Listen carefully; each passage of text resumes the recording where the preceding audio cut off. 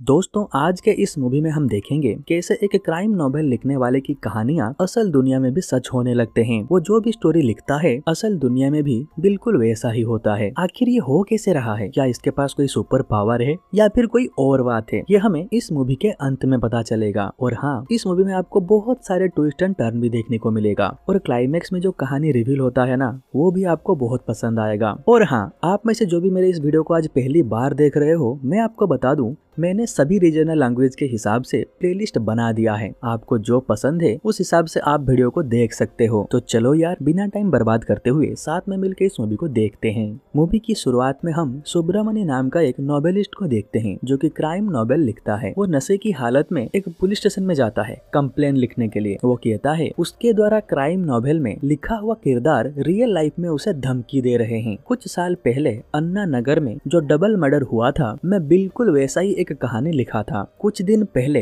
अन्ना नगर में क्राइम करने वाला मुजरिम को अदालत ने सजा दिया और उसी दिन उसने मुझे कॉल करके मुझे धमकी दी कि मैंने नोवेल में उस किरदार को सजा दिलाया, इसीलिए रियल लाइफ में उसे सजा मिला। फिर वो मुझे जान से मारने की भी धमकी देता है। पुलिस को लगता है कि ये नशे की हालत में कुछ भी बोल रहा है, इसीलिए पुलिस स्टेशन में कोई भी इसकी बात को सीरियसली नहीं लेते हैं। फिर सुब्रमण्य वहाँ से घर वापस आ जाता है और दारू की ग्लास लेके कुछ लिखने के लिए बैठ जाता है और ये सीन यहाँ से शिफ्ट होता है और हम एक कार के अंदर पूजा नाम की एक लड़की को देखते हैं जिसकी हाथ और मुंह बंधा हुआ होता है। फिर वो जैसे तैसे अपने हाथों को खोल लेती है और वहाँ पे रखा हुआ एक मोबाइल फोन को लेके वहाँ से भाग रही होती है। तभी वहाँ पे खड़े हुए 3 बंदे उसे देख लेते हैं। वो उनसे बचने के लिए वहाँ पे झाड़ियों में छुप जाती है और उस मोबाइल फोन से किसी को कॉल करती है, पर अंत में वो फिर से किडनैपर के हाथों पकड़ी जाती है और ये सीन यहीं पे कट हो जाता है और हम नॉवेलिस्ट सुब्रमण्य को देखते हैं और उन्होंने भी बिल्कुल वही कहानी लिखा था जो अभी हमने देखा। जैसे कि पूजा नाम की एक लड़की किडनैपर से बच के भागने की कोशिश करती है, फिर पकड़ी जाती है। यहाँ पे हमें ये समझ में नहीं आता है कि ये जो भी लिख रहे थे वो आखिर सच में कैसे हो रहा था। फिर हम देखते हैं अगले दिन सुब्रमण्य के घर में पुलिस वाले आते हैं और उसे पूछते हैं कि बता पूजा कहाँ है, तुमने उसके साथ क्या किया। दरअसल दोस्तों, कल रात पूजा ने कंट्रोल रूम को कॉल किया था और कहा था 3 लोग उसकी पीछा कर रहे हैं और वो अभी कहाँ है ये उसे खुद नहीं पता, प्लीज उसकी मदद करिए। फिर वो सुब्रमण्य का नाम लेती है और उनकी एड्रेस भी बताती है। इससे पहले कि पूजा और कुछ बता पाती, उसकी कॉल डिस्कनेक्ट हो जाता है और उसके साथ दोबारा संपर्क नहीं हो पाता है। फिर हम देखते हैं सुब्रमण्य बताते हैं कि मुझे उसके बारे में कुछ नहीं पता है, मैं तो कल रात से यहाँ पे बैठ के नॉवेल लिख रहा था और बैठे बैठे सो गया था। आप लोग आके यहाँ पे दरवाजा खटखटाए तब जाके मैं उठा हूँ। फिर सुब्रमण्य कल रात जितना भी कहानी लिखा था उसे पुलिस वालों को दिखाता है और कहता है मैं तो कल पुलिस स्टेशन पे गया था कंप्लेन करने के लिए कि मेरे द्वारा लिखे हुए कहानी सच हो रहे हैं, पर आप में से कोई भी मेरे बात को सीरियसली नहीं लिया। इंस्पेक्टर सुब्रमण्य की क्राइम वाले कहानी पे भरोसा नहीं करते हैं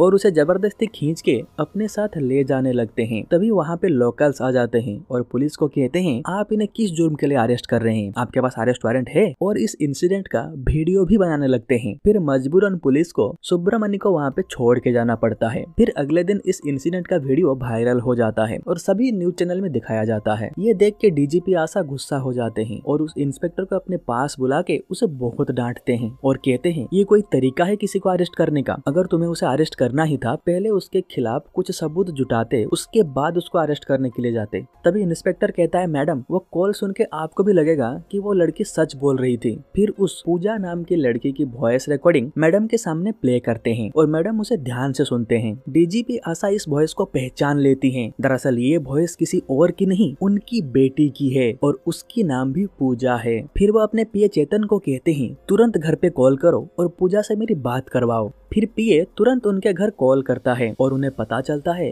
कि पूजा कल रात से घर नहीं आई है। फिर वो उसके कुछ दोस्तों को कॉल करते हैं, पर कोई भी पूजा के बारे में कुछ बता नहीं पाता है। फिर डीजीपी गुस्से से इंस्पेक्टर को कहते हैं जल्दी जाओ और उस नॉवेलिस्ट को उठा के थाने में ले आओ, तुम्हें जो भी करना है करो, बिल्कुल मत डरो, जो भी होगा मैं संभाल लूंगी। दोस्तों, अभी थोड़ी देर पहले डीजीपी इंस्पेक्टर को ज्ञान दे रही थी, पर जब अपने पे आ गई तो सब ज्ञान गया तेल लेने। फिर हम देखते हैं इंस्पेक्टर ऑफिसर सुब्रमण्यम के घर जाते हैं। वहाँ पे बहुत सारे मीडिया वाले भी होते हैं और उन सभी मीडिया वालों के सामने वो सुब्रमण्यम को घसीटते हुए अपने गाड़ी में डालते हैं और उसे वहाँ से ले जाते हैं। और ये घटना भी सभी न्यूज चैनल में दिखाया जाता है और पुलिस के ऊपर बहुत प्रेशर पड़ता है। इससे पहले कि डीजीपी सुब्रमण्यम से पूछताछ करते उन्हें सीएम ऑफिस से कॉल आ जाता है और उन्हें कहते हैं कि तुम तुरंत अभी सुब्रमण्यम को छोड़ दो और जो इंस्पेक्टर उसे इस तरीके से अरेस्ट किया है उसे सस्पेंड कर दो। फिर डीजीपी आशा को मजबूरन सुब्रमण्यम को छोड़ना पड़ता है और वो प्रेस के सामने आके कहते हैं कि सुब्रमण्यम के साथ जो भी हुआ मैं उसके लिए माफी चाहता हूँ। दोस्तों, डीजीपी मैडम की किडनैपिंग की बात उन्होंने किसी को नहीं बताई थी, वो बिल्कुल सीक्रेट था, पर पता नहीं फिर भी कैसे मीडिया वालों को इसके बारे में पता चल गया होता है। वो टीवी में चलाते हैं कि डीजीपी की बेटी पूजा गायब है, इसीलिए उसी के शक में वो सुब्रमण्यम को इस तरीके से अरेस्ट कर रही थी। और इस बात को भी डीजीपी मीडिया के सामने क्लियर करती हैं कि मेरी बेटी किडनैप नहीं हुई है, ये बिल्कुल फेक न्यूज है, वो अभी वैकेशन पे गई हुई है। फिर हम देखते हैं डीजीपी आशा सुब्रमण्यम के पास जाते हैं और उसे कहते हैं बता मेरी बेटी पूजा कहाँ है, तुमने उसके साथ क्या किया। तो सुब्रमण्यम कहता है मैडम मुझे खुद नहीं पता कि आपकी बेटी अभी कहाँ है। फिर डीजीपी यहाँ से चली जाती हैं और कल्याण नाम का एक बंदे को कॉल करके कहती हैं मुझे एक अदर स्टेट का अंडर कवर ऑफिसर चाहिए, एक इमरजेंसी सिचुएशन है और ये बहुत कॉन्फिडेंशियल मैटर है, इसीलिए मुझे दूसरी स्टेट के ऑफिसर चाहिए। फिर कल्याण इसके लिए एसीपी विक्रम का नाम सजेस्ट करते हैं और कहते हैं ये बहुत ही टैलेंटेड अंडर कवर ऑफिसर है और डीजीपी एसीपी विक्रम के लिए हाँ कर देती हैं और कहती हैं आज ही उसे तुरंत मेरे पास भेज दो, मैं टिकट का बंदोबस्त करके तुम्हें भेज रहा हूँ। दोस्तों, पुलिस ने एक कांस्टेबल को सुब्रमण्यम के पास छोड़ रखा होता है ताकि वो हमेशा सुब्रमण्यम के ऊपर नजर रख सके कि वो क्या कर रहा है और क्या नहीं, और उसका मोबाइल भी कांस्टेबल ने अपने पास रख लिया होता है। तभी डीजीपी कांस्टेबल को कॉल करते हैं और कहते हैं सुब्रमण्यम अभी क्या कर रहा है। तो कांस्टेबल कहता है मैडम वो कुछ लिख रहा है। फिर कांस्टेबल डीजीपी को वो पढ़ के सुनाता है कि इसने लिखा है कि डीजीपी इस केस को सॉल्व करने के लिए विक्रम नाम का एक अंडर कवर ऑफिसर को हायर करती है। ये सुनने के बाद डीजीपी आशा चौंक जाती है कि आखिर इसको कैसे पता चला कि मैं विक्रम को इस केस के लिए हायर कर रही हूँ। फिर हम देखते हैं special undercover officer ACP Vikram आ जाते हैं और वो डीजीपी के पास जाके इस केस को अच्छे से समझते हैं। फिर विक्रम कहते हैं ये किडनैपिंग पैसों के लिए नहीं किया गया है, अगर ये पैसों के लिए किया गया होता तो अभी तक फिरौती का कॉल आ गया होता। फिर एसीपी विक्रम को इस केस में मदद करने के लिए प्रवीण और अनवर नाम के दो जूनियर ऑफिसर उनकी टीम में ज्वाइन करते हैं। फिर ये अपने काम पे लग जाते हैं। फिर एसीपी विक्रम पूजा की ऑफिस जाते हैं और उसकी ऑफिस से राम्या नाम के एक लड़की से पता चलता है कि कल रात ऑफिस के बाद पूजा और उसकी दोस्त उनके ही ऑफिस की किशोर नाम का एक बंदे के घर पार्टी करने के लिए गए थे। दरअसल कुछ दिन बाद किशोर की शादी है, इसी खुशी में उसने पार्टी रखा था, पर अचानक उस पार्टी में एक लड़के के साथ पूजा की लड़ाई हो जाती है। उसके बाद वो अनीता के साथ वहाँ से चली जाती है। फिर आगे क्या हुआ ये तो सर आपको अनीता ही बता पाएगी। फिर एसीपी विक्रम कहते हैं तो फिर अनीता को बुलाओ। तो राम्या कहती है सर वो अभी तक ऑफिस आई नहीं है, मैं उसे कॉल करके पता करती हूँ कि वो कब तक पहुँचेगी। फिर राम्या कॉल करने के लिए बाहर चली जाती है। फिर एसीपी कांस्टेबल को कॉल करते हैं और पूछते हैं कि सुब्रमण्यम और क्या लिख रहा है, जरा मुझे पढ़ के बताओ। तो कांस्टेबल कहता है सर इसने लिखा है कि एसीपी विक्रम पूजा के बारे में पूछताछ करने के लिए उसके ऑफिस जाते हैं और राम्या से पूछताछ करते हैं, पर अनीता अभी तक ऑफिस आई नहीं है। फिर राम्या अनीता से बात करती है। दरअसल अनीता रोज पूजा के साथ उसकी कार में ऑफिस जाती थी, पर आज जब वो पूजा को कॉल करती है तो उसकी फोन स्विच ऑफ आती है। फिर वो TN21BA 1488 नंबर प्लेट वाला एक कैब बुक करती है और उससे ऑफिस के लिए निकल जाती है। और अभी ये सारी बातें रम्या आके एसीपी को बताती है। तो कांस्टेबल एसीपी को इतना पढ़ के सुनाता है। और इधर भी हम देखते हैं कि राम्या अंदर आती है और एसीपी को बताती है कि सर अनीता ऑफिस आ रही है, वो रास्ते में ही है। दरअसल वो रोज पूजा के साथ ऑफिस आती है, पर आज जब वो पूजा को कॉल किया तो पूजा का मोबाइल स्विच ऑफ कहा, इसीलिए वो तुरंत एक कैब बुक करके उससे ऑफिस आ रही है। दोस्तों ये बिल्कुल वही सब हो रहा है जो थोड़ी देर पहले कांस्टेबल ने एसीपी को पढ़ के सुनाया था। फिर एसीपी राम्या से कहते हैं तुम अनीता को कॉल करो और उसे कहो वो जिस कैब से आ रही है उसकी रजिस्ट्रेशन नंबर बताए। और राम्या अनीता को कॉल करके उसकी रजिस्ट्रेशन नंबर मांगती है और अनीता उसकी रजिस्ट्रेशन नंबर बताती है। ये बिल्कुल वही नंबर होता है जो थोड़ी देर पहले कांस्टेबल ने एसीपी सर को बताया था। ये सुनने के बाद एसीपी सोच में पड़ जाते हैं कि आखिर सुब्रमण्यम जो लिख रहा है वह सच कैसे हो रहा है। जरूर उसके पास कोई फोन है और वो किसी के साथ बात कर रहा होगा, वो उसे जो भी बता रहा है वो उसे लिख रहा है। फिर एसीपी कांस्टेबल को कहते हैं तुम सुब्रमण्यम की अच्छे से तलाशी लो, देखो देखो उसके पास कोई फोन तो नहीं है। फिर कांस्टेबल अच्छे से चेक करता है पर उसे सुब्रमणि के पास कुछ भी नहीं मिलता। फिर अनीता ऑफिस आ जाती है। फिर एसीपी उसे पूछते हैं कल रात पार्टी से आने के बाद क्या हुआ था। तो अनीता कहती है सर कुछ नहीं, पूजा ने मुझे मेरे घर में ड्रॉप किया और वो चली गई। फिर एसीपी कहते हैं क्या पूजा तुम्हें पार्टी में हुई लड़ाई के बारे में रास्ते में कुछ बता रही थी। तो अनीता कहती है जी नहीं सर, उसने मुझे उसके बारे में कुछ नहीं बताया, पर हाँ सर जब हम पार्टी से वापस आ रहे थे तभी बाइक पे एक बंदा हमें फॉलो कर रहा था। शायद वो वही लड़का था जिसके साथ पूजा की पार्टी में लड़ाई हुई थी।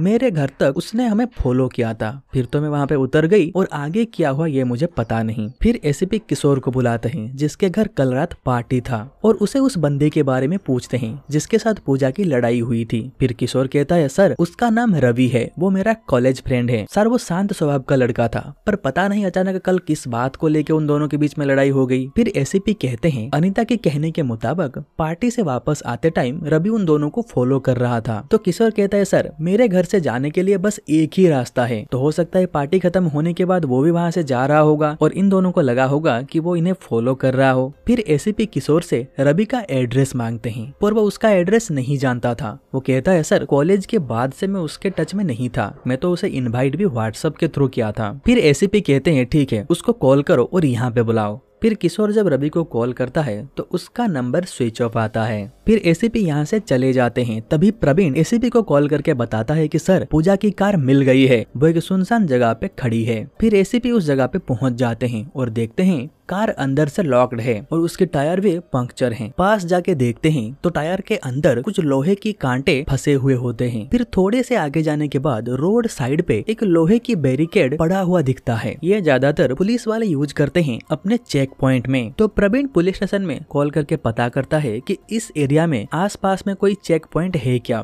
तो उसे पता चलता है कि यहाँ पे कोई भी चेक पॉइंट नहीं है। तो फिर ये बैरिकेड यहाँ पे आया कैसे। फिर एसीपी पूरी घटना को इमेजिन करते हैं कि आखिर कल रात हुआ क्या होगा और हम देखते हैं कि हुआ कुछ ऐसा होगा कि पहले बैरिकेड के माध्यम से पूजा को दूसरे रास्ते की तरफ डाइवर्ट कर दिया गया। फिर उसकी रास्ते में कांटे बिछा दिया गया ताकि पूजा की कार वहाँ से गुजरे और उसकी टायर पंक्चर हो जाए। और होता भी बिल्कुल वैसा ही है। फिर जो भी किडनैपर थे उसे यहाँ से किडनैप करके ले गए। तभी एसीपी को अनवर का कॉल आता है और वो कहता है सर पूजा की मोबाइल का लास्ट लोकेशन को ट्रैक करके मुझे एक जगह मिला है जहाँ पे पूजा के कुछ सामान पड़ा हुआ है। फिर एसीपी तुरंत वहाँ पे पहुंच जाते हैं और वो भी वहाँ पे पूजा के कुछ सामान पड़ा हुआ देखते हैं। तभी अनवर कहता है सर इस जगह का एक क्राइम हिस्ट्री है। दरअसल 1 साल पहले जननी नाम की एक लड़की का यहाँ पे बलात्कार किया गया था। फिर दूसरी तरफ हम देखते हैं डीजीपी आशा सुब्रमण्य से मिलने आते हैं और उसे रिक्वेस्ट करते हैं कि प्लीज मुझे बता दे कि मेरी बेटी कहाँ पे है, पर सुब्रमण्य उनको कुछ भी नहीं बताता। फिर हम देखते हैं एसीपी और प्रदीप अनीता के घर के पास जाते हैं और वहाँ से एक सीसीटीवी से उस बाइक का फुटेज निकाल लेते हैं।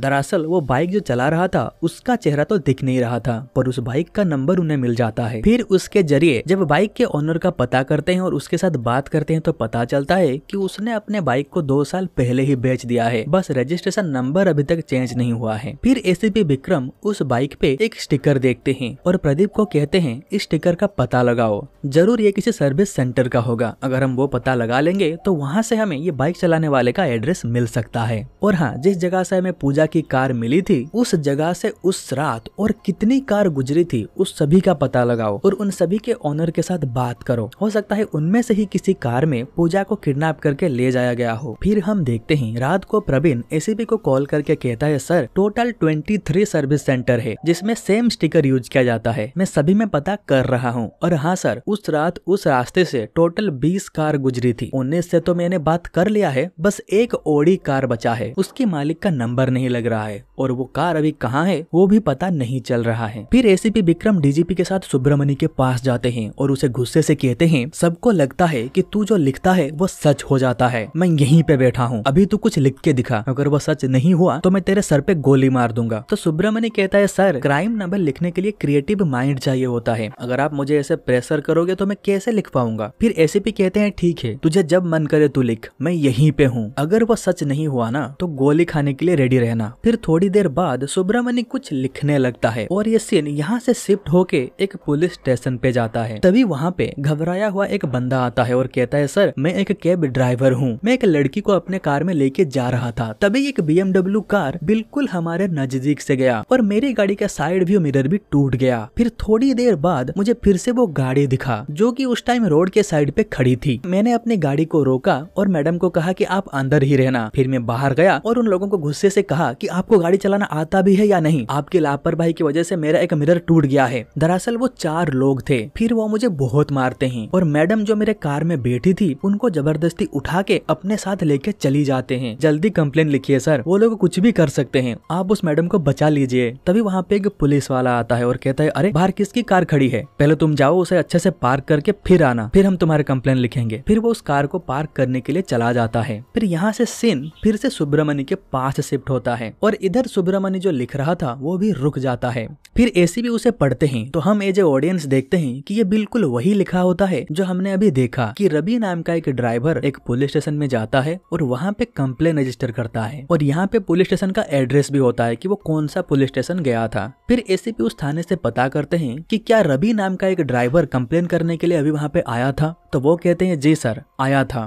फिर एसीपी विक्रम और डीजीपी आशा तुरंत उस थाने में पहुंच जाते हैं। फिर उन्हें पता चलता है कि रवि यहाँ पे कंप्लेन करने के लिए आया था। फिर वो बंदा अपने कार को पार्क करने के लिए गया और वापस ही नहीं आया, वो अपने कार को भी यहीं पे छोड़ के चला गया है। फिर पुलिस जब उस कार के बारे में पता करती है तो पता चलता है इसकी असली मालिक ने उसे 1 साल पहले ही बेच दिया है, सिर्फ रजिस्ट्रेशन नंबर ही चेंज नहीं हुआ है। फिर एसीपी सीसीटीवी रूम में जाते हैं और रवि नाम का उस ड्राइवर का एंट्री के टाइम का सीसीटीवी फुटेज देखते हैं। दरअसल फुटेज में ग्लिच आ रहा होता है, ठीक से दिखाई नहीं दे रहा होता है। तो एसीपी कहते हैं ड्राइवर रवि अपने साथ जामर लेके आया था, इसीलिए सीसीटीवी फुटेज में ग्लिच दिख रहा था। फिर वो देखते हैं कि रवि थाने के अंदर आता है, एक जगह पे बैठ के कंप्लेन लिखता है, फिर एक और टेबल के पास जाता है और वहाँ पे एक पेपर रख के चला जाता है। फिर एसीपी उस टेबल के पास जाते हैं और वहाँ पे उन्हें एक लेटर मिल जाता है। फिर डीजीपी का पीए उस लेटर को पढ़ने लगता है। यहाँ पे वही सब कुछ लिखा था जो थोड़ी देर पहले रवि कांस्टेबल को बता रहा था, पर हम देखते हैं कि इस लेटर को टेप से चिपकाया गया था, मतलब किसी ने इस लेटर को फाड़ दिया था। तभी वहाँ पे एक कांस्टेबल आता है और कहता है, सर रवि जो गाड़ी छोड़ के गया है उसके अंदर हमें उसकी ड्राइविंग लाइसेंस मिला। फिर एसीपी उस ड्राइविंग लाइसेंस पे लगी हुई फोटो को उस कांस्टेबल को दिखाते हैं और कहते हैं, क्या ये वही बंदा है जो थोड़ी देर पहले यहाँ पे कंप्लेन लिखाने के लिए आया था? तो कांस्टेबल कहता है, जी सर यही बंदा था। पर तभी डीजीपी आशा उस फोटो को देख के कहते हैं, नहीं ऐसा नहीं हो सकता, ये तो मर चुका है। डीजीपी से ये सुनने के बाद एसीपी सर को थोड़ा अजीब लगता है। फिर एसीपी कहते हैं, देखिए मैडम, मुझे ऐसा क्यों लग रहा है कि आपने मुझे बहुत कुछ बातें अभी तक बताई नहीं है। अगर आप मुझे सब कुछ अच्छे से नहीं बताएंगी तो मैं आपकी बेटी को जल्दी से ढूंढूंगा कैसे? क्या ये कैब ड्राइवर रवि की केस आपकी बेटी के साथ लिंक है? फिर डीजीपी की पीए कहता है, मैडम मुझे लगता है कि हमें अभी सच बता देना चाहिए, क्योंकि हम जितना देर करेंगे पूजा बेटिया की जान को उतना ही खतरा होगा। फिर डीजीपी की पीए बताता है कि दरअसल 1 साल पहले जिस रवि का आपने अभी ड्राइविंग लाइसेंस दिखाया वो इसी पुलिस स्टेशन में आया था कंप्लेन लिखाने के लिए। दरअसल उसकी कैब में एक लड़की थी और उसे जबरदस्ती 4 बंदे उठा के ले गए थे। वो पुलिस को बताता है कि वो एक BMW कार थी और उसका नंबर भी बताता है। फिर कांस्टेबल को पता चलता है कि एक कर्नाटका की गाड़ी थी। फिर कांस्टेबल उसकी मोबाइल फोन और उसकी कार की चाबी को अपने पास रख लेता है और रवि को कहता है, तुम यहाँ पे बैठ के वेट करो, फिर जब इंस्पेक्टर थाने में आ जाएंगे फिर मैं तुम्हें बता दूंगा। फिर ये केस रजिस्टर करके हम उस लड़की को ढूंढ लेंगे। फिर अगले दिन सुबह किडनैप किया गया वो लड़की बहुत ही बुरी हालत में मिलती है, उसके साथ बलात्कार किया गया था।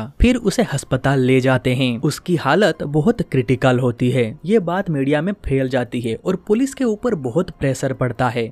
उस टाइम आशा मैडम पुलिस कमिश्नर थी, वो इस केस को पर्सनली देख रही थी। तभी उन्हें एक VIP नंबर से कॉल आता है। दरअसल जिन 4 बंदों ने इस लड़की की बलात्कार किया था उनमें से एक लड़का MLA का बेटा होता है। तो MLA आशा मैडम को कहते हैं, मेरे बेटे को इस केस से बचा लो, मैं तुम्हें कमिश्नर से प्रमोट करके DGP बना दूंगा। फिर थोड़ी देर बाद हम देखते हैं वो जो लड़की की हालत बहुत क्रिटिकल थी उसकी मौत हो जाती है। और फिर कमिश्नर आशा मीडिया में आके कहती हैं कि जिसने भी ये काम किया है उसको मैं नहीं छोड़ूंगी। और फिर शाम को इंस्पेक्टर थाने में आते हैं और तब तक रवि वहीं पे बैठा हुआ होता है, मतलब वो कल रात से आज शाम तक थाने में ही बैठा है। फिर इंस्पेक्टर उसे अपने साथ उस लोकेशन में ले जाते हैं जहाँ पे उस लड़की का बलात्कार हुआ था। चारों बलात्कारियों में से 3 पहले से ही वहाँ पे थे। फिर आशा मैम उन तीनों का एनकाउंटर कर देते हैं और आखिर में रवि को भी मार देते हैं। और सीन कुछ ऐसे क्रिएट करते हैं कि रवि भी उन चारों में से एक था, उसने भी उस लड़की का बलात्कार किया था। क्योंकि ये केस पहले से ही बहुत गर्म था और जब मीडिया को ये पता चला कि चारों रेपिस्ट का एनकाउंटर हो गया है तो मीडिया के साथ साथ पूरा पब्लिक खुशी मना रहा था। फिर हम प्रेजेंट में देखते हैं डीजीपी आशा कहती हैं, अगर मैं एमएलए की बात को नहीं मानती तो आज भी मैं कमिश्नर ही बन के रहती। लाइफ में कभी कभी ऊपर जाने के लिए ऐसे छोटा मोटा काम करना पड़ता है। तो ये सब सुनने के बाद एसीपी विक्रम कहते हैं, लगता है रवि का जान पहचान का कोई है जो कि आपसे बदला ले रहा है और ये पूरा कहानी उसी तरीके से बना रहा है जैसे कि उस रात हुआ था। और पूजा की भी कुछ सामान वहीं पे मिला है जहाँ पे उस लड़की की बलात्कार हुआ था, रवि का एनकाउंटर भी हुआ था। और सबसे बड़ी बात, उस रात एमएलए की बेटे जो बीएमडब्ल्यू चला रहा था वही गाड़ी उधर से गुजरी है जहाँ पे पूजा की कार हमें मिला था। फिर एसीपी रवि की केस फाइल को अच्छे से देखते हैं। तभी प्रवीण एसीपी को कॉल करके बताता है, सर मैंने बाइक की स्टिकर से सर्विस सेंटर को ढूंढ लिया है और वहाँ से उस बाइक को चलाने वाले का एड्रेस भी मिल गया है। फिर वो उस एड्रेस को एसीपी को भेज देता है। दरअसल रवि की एड्रेस और उस सर्विस सेंटर से जो एड्रेस मिला था ये दोनों सेम होते हैं। फिर एसीपी रवि के घर जाते हैं। घर बिल्कुल बंद पड़ा हुआ था, वहाँ पे कोई भी नहीं रहता था। फिर वो अंदर जाते हैं और देखते हैं कि रवि की फोटो में माला चढ़ा हुआ होता है। फिर वो वहाँ पे कुछ और भी देखते हैं और वहाँ से चले जाते हैं। तभी अनवर उन्हें कॉल करके बताता है कि सर मैंने वेरीफाई किया है, एमएलए का बेटा सिद्धार्थ अपनी कार से चेन्नई बैंगलोर हाईवे में ट्रैवल कर रहा था। उसने सिर्फ पेरुम्बदुर टोल गेट पे तो एंटर किया था पर अगले टोल गेट को क्रॉस नहीं किया है। फिर एसीपी आते वक्त उन्हें एक बीएमडब्ल्यू का शोरूम दिखता है। फिर अचानक उनके दिमाग में एक आइडिया आता है और वो अपना लैपटॉप निकालते हैं और वहाँ पे पहले से ही कोई सॉफ्टवेयर पड़ा हुआ था। फिर वो उसमें सिद्धार्थ का बीएमडब्ल्यू कार का नंबर डालते हैं और उसका जीपीएस ट्रैक करते हैं और पता लगाते हैं कि बीएमडब्ल्यू अभी कहाँ पे है। फिर एसीपी वहाँ पे पहुँच जाते हैं। तभी हम देखते हैं कि कोई बीएमडब्ल्यू कार से एसीपी को कुचलने के लिए आ रहा होता है पर एसीपी जैसे तैसे अपने आप को बचा लेते हैं। फिर बड़ी मुश्किल से एसीपी उस गाड़ी को रोकते हैं और हम देखते हैं गाड़ी के अंदर एमएलए का बेटा सिद्धार्थ नशे की हालत में बैठ के कार को चला रहा होता है और पूजा पीछे की सीट में होती है। फिर एसीपी पूजा को बचा लेते हैं और वहाँ पे चेतन आ जाता है। वो विक्रम सर को थैंक यू कहता है और पूजा को अपने साथ लेके चला जाता है। फिर एसीपी विक्रम फिर से बीएमडब्ल्यू कार के अंदर जाते हैं और वो देखते हैं कि ये कार किसी इंटरनेट से कनेक्टेड है। फिर वो उसकी आईपी एड्रेस निकाल के प्रवीण को दे देते हैं और प्रवीण उसका लोकेशन ट्रेस कर लेता है। फिर एसीपी वहाँ पे पहुँच जाते हैं। फिर वो जैसे ही घर के अंदर जाते हैं तो हम देखते हैं कि वहाँ पे रवि अपने दोस्त के साथ बैठ के बीएमडब्ल्यू कार को कंट्रोल कर रहा था। दरअसल उस कार को एमएलए का बेटा सिद्धार्थ नहीं बल्कि ये लोग यहाँ से कंट्रोल कर रहे थे। एमएलए का बेटा तो नशे के हालत में बस ड्राइविंग के सीट में बैठा था।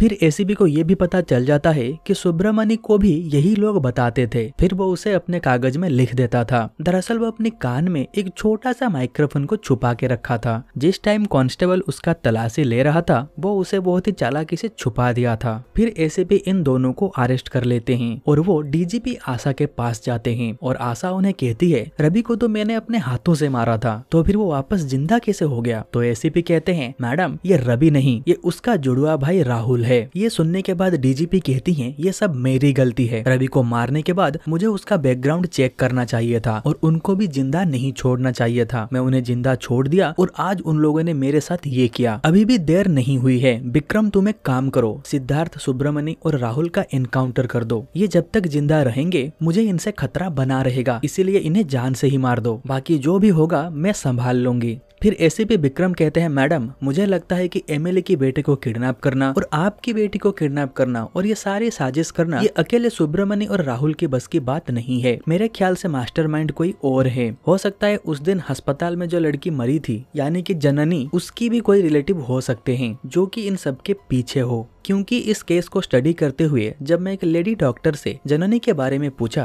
तो उन्होंने कहा कि उसकी मौत से कुछ टाइम पहले आप अस्पताल गई थी और आपकी मीटिंग चीफ डॉक्टर से हुई थी और उसके बाद ही जननी की डेथ हो गई। अगर इसके पीछे भी कोई राज है तो आप मुझे बता दीजिए, क्योंकि अगर सच में कोई मास्टरमाइंड होगा तो वो आपके ऊपर दोबारा जरूर हमला करेगा, इसीलिए मुझे पूरी कहानी बताइए। फिर डीजीपी कहते हैं सिद्धार्थ को बचाने के लिए जननी का मरना जरूरी था। अगर वो बच भी जाती ये समाज उसे चैन से जीने नहीं देता, इसलिए मैंने उसे मरवा दिया। मेरी नजर से देखो तो जननी को मार के मैंने कोई पाप नहीं किया है, बल्कि मैंने तो उसे मुक्ति दी है। फिर एसीपी कहते हैं मतलब आपने जो जननी के साथ किया ये किसी तरीके से उसे पता चल गया और अब वो आपसे बदला ले रहा है। तो डीजीपी कहती है तुम किसकी बात कर रहे हो? तो एसीपी कहते हैं मैडम मैंने पता किया है कि जननी का एक बॉयफ्रेंड भी था और मुझे लगता है इन सब का मास्टरमाइंड भी जननी का बॉयफ्रेंड ही है। आप मुझे सिर्फ 24 घंटे दे दीजिए, जननी की बॉयफ्रेंड जहाँ भी छुपा होगा मैं उसे ढूंढ के निकालूंगा। फिर डीजीपी कहते हैं तुम उसका भी एनकाउंटर कर देना, क्योंकि मैं नहीं चाहता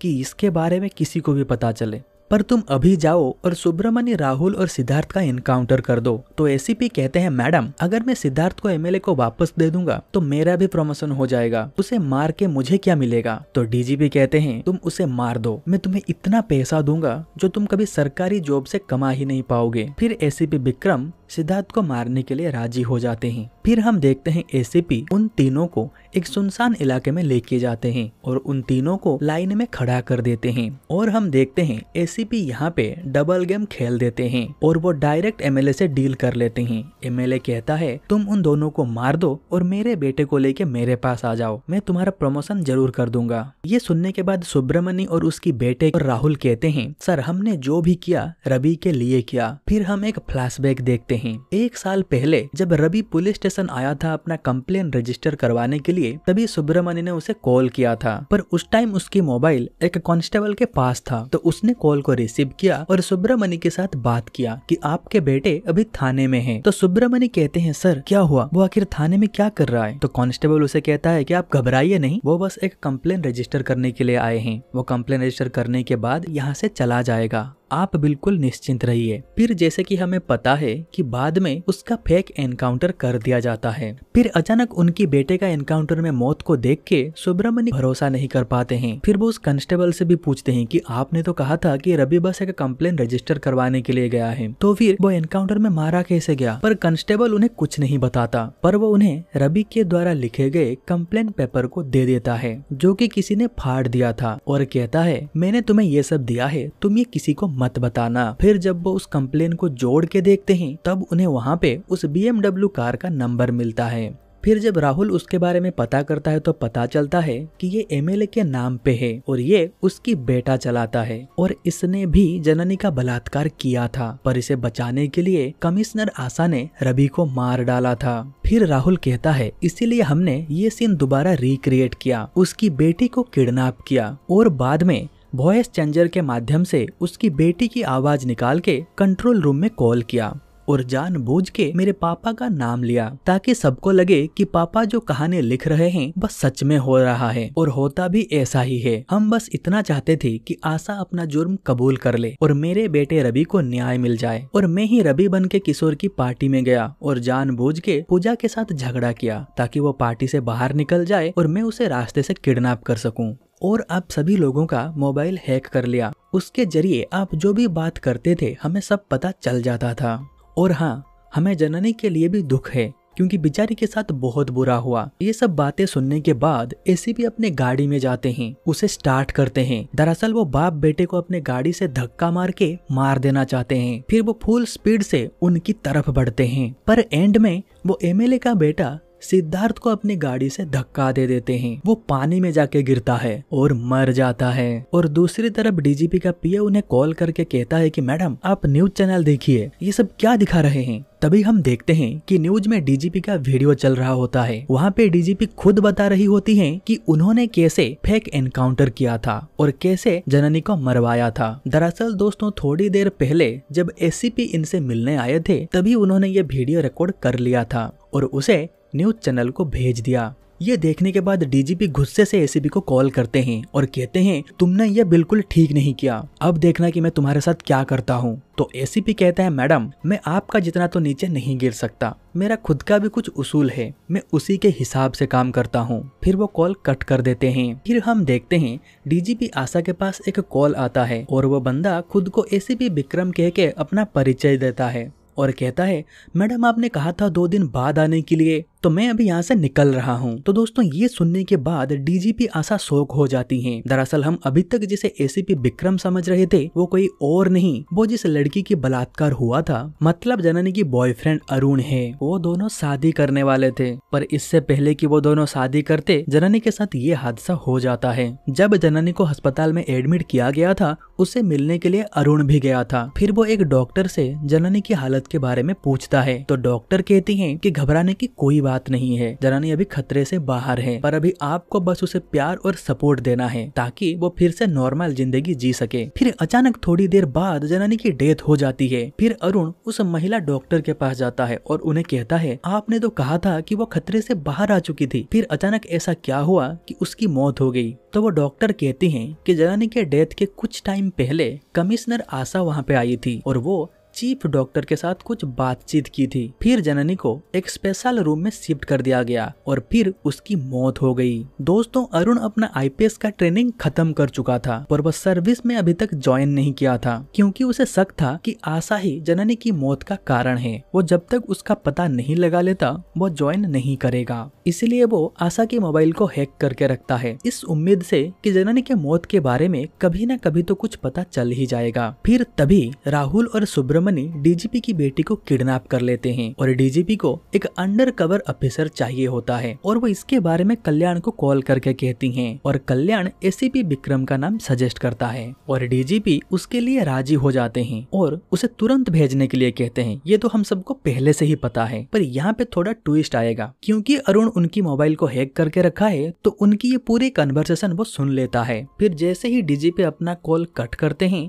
वो थोड़ी देर बाद फिर से कल्याण को कॉल करता है और कहता है कि मैं उनकी पीए बोल रहा हूँ, प्लान में थोड़ा सा चेंज है, आप एसीपी विक्रम को आज नहीं बल्कि 2 दिन बाद भेजना। फिर अरुण खुद एसीपी विक्रम बन के डीजीपी आशा के पास चला जाता है और आगे क्या हुआ ये तो हम सबको पता ही है। फिर हम डीजीपी आशा को देखते हैं, उनकी बेटी भी अपनी माँ का असली सच जानने के बाद उनसे हेट करने लगती है। फिर हम देखते हैं डीजीपी आशा दुखी मन के साथ बाथरूम के अंदर जाते हैं। फिर हम न्यूज में देखते हैं कि डीजीपी ने अपने आप को गोली मार ली है। आखिर क्या ये सिर्फ सुसाइड था या फिर किसी ने डीजीपी को मार डाला? और इसी के साथ ये मूवी यहीं पे खत्म होता है। तो दोस्तों उम्मीद करता हूँ कि आपको ये वीडियो अच्छा लगा होगा। अगर आपको ये वीडियो अच्छा लगा है तो इस वीडियो को लाइक कर दीजिए और नीचे कमेंट करके भी बताइए कि आपको ये वीडियो कैसा लगा। और हाँ, अगर आपने अभी तक हमारे चैनल को सब्सक्राइब नहीं किया है तो सब्सक्राइब कर दीजिए। सब्सक्राइब करने के बाद बेल आइकन को दबाइए और नोटिफिकेशन को ऑल पे रखिए ताकि मैं जब भी नेक्स्ट वीडियो अपलोड करूंगा आपके पास उसका नोटिफिकेशन तुरंत चला जाएगा और आप मेरा एक भी वीडियो मिस नहीं करोगे। तो चलो यार, आज के इस वीडियो में बस इतना ही।